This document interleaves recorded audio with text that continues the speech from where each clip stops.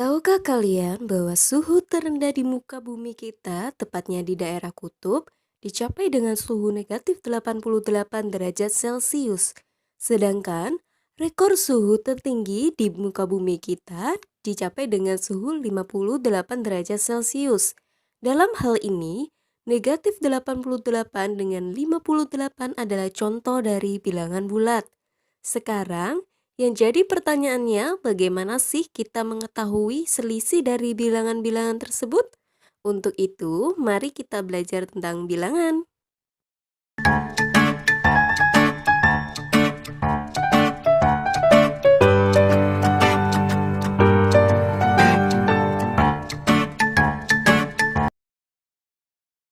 Halo, bersama saya Titania Meilindasari dari jurusan Tadris Matematika kelas 6F UIN 1 Tulungagung. Oke, langsung saja kita ke pembahasannya ya. Bilangan bulat adalah bilangan yang terdiri dari bilangan positif, bilangan nol, dan bilangan negatif. Nah, untuk bilangan bulat tersebut dapat ditulis seperti ini. Untuk operasi bilangan bulat, operasi yang sering digunakan adalah operasi penjumlahan, operasi pengurangan, operasi perkalian, dan operasi pembagian.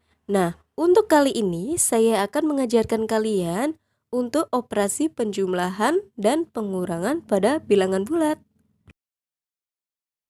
Kalian tentu sudah mempelajari operasi bilangan bulat di sekolah dasar. Bahwasannya, pada penjumlahan dan pengurangan bilangan bulat, dengan selisih yang relatif kecil, dapat dilakukan dengan memanfaatkan garis bilangan.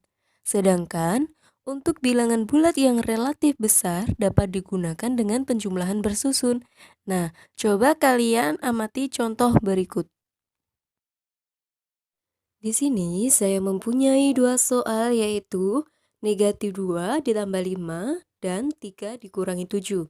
Nah, untuk yang pertama kita akan membahas tentang penjumlahan, yaitu negatif 2 ditambah 5. Soal yang pertama, negatif 2 ditambah 5.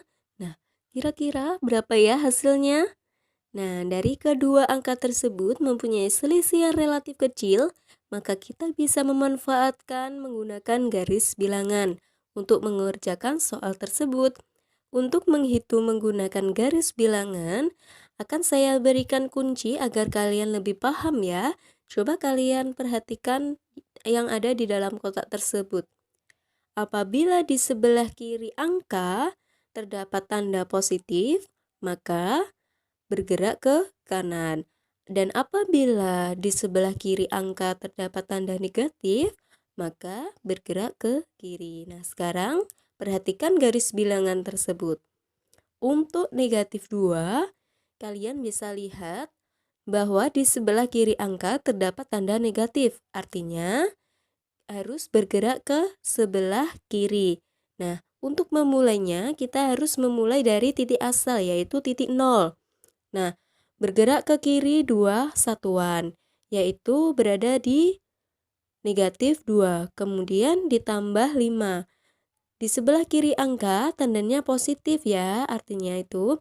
Nah, kemudian bergerak ke kanan 5 satuan, dimulai dari titik negatif 2 dan berhenti di 3. Jadi hasilnya negatif 2 ditambah 5 sama dengan 3.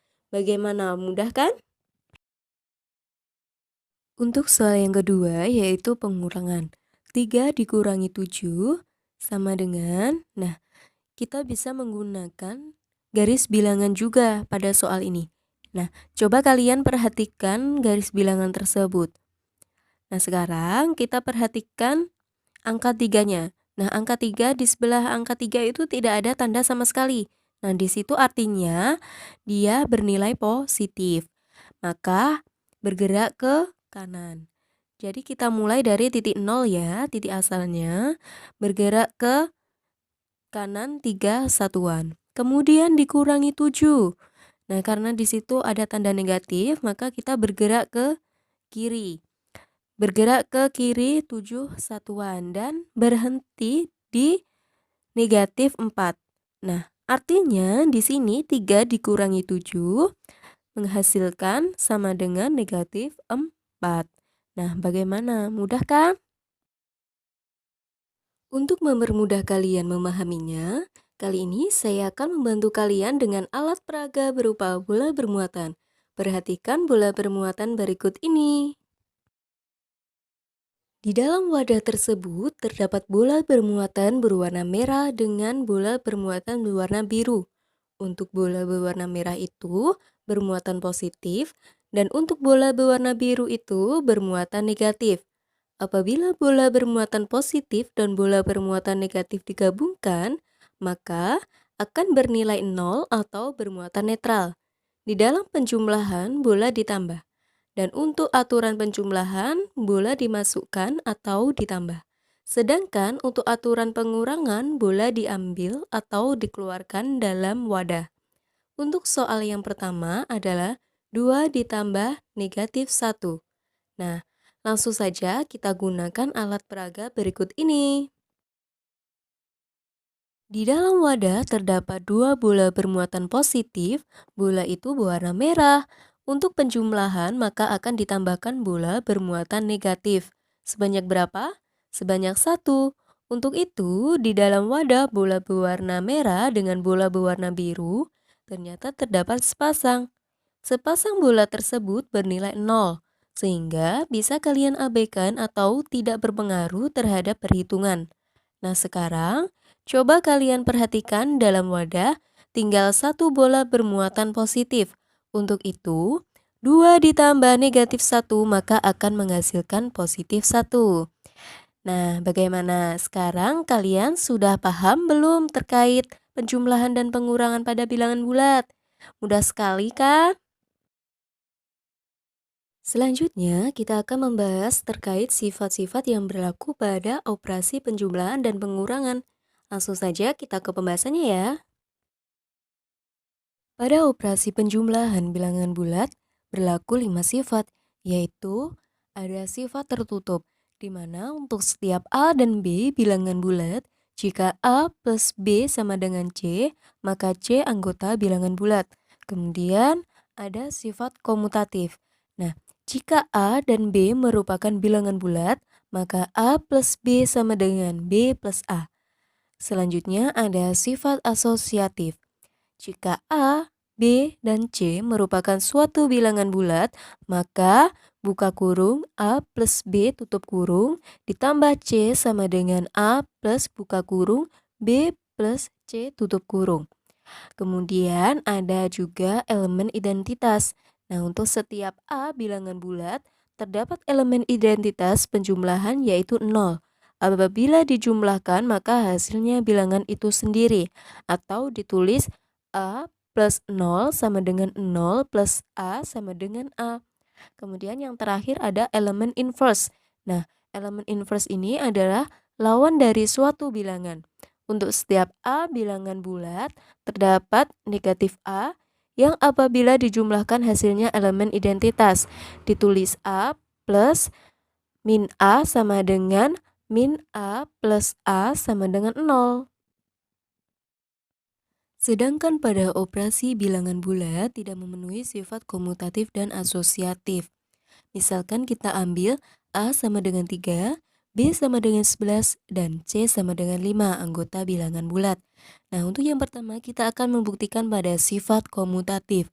Nah, pada sifat komutatif ini pada pengurangan berlaku A dikurangi B sama dengan B dikurangi A. Nah, untuk A sendiri tadi nilainya 3 dan B 11, tinggal kita masukkan saja 3 dikurangi 11 sama dengan 11 dikurangi 3.